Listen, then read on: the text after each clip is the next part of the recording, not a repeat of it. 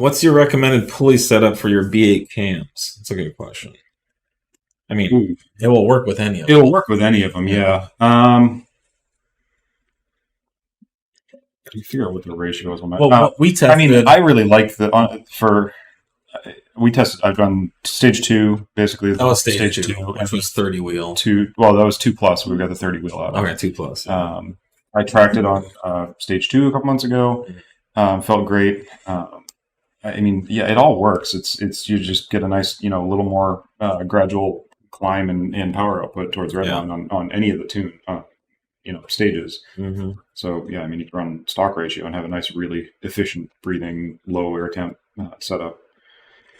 The cams will improve power on any pulley setup. Yeah.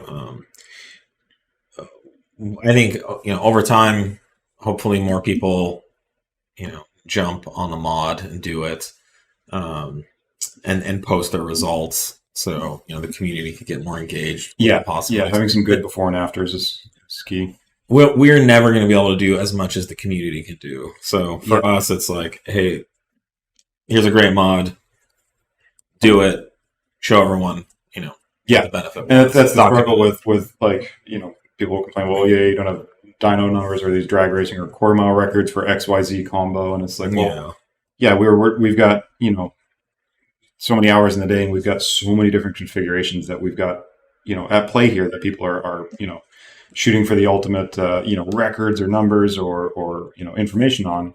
The car has to be configured properly for each of those for it to mean anything. So that means it's pulley ratio, whatever throttle body or ported blower, stock blower, whatever, what have you, it all is a part of that. So there's a myriad of combinations these days that these cars can be set up in.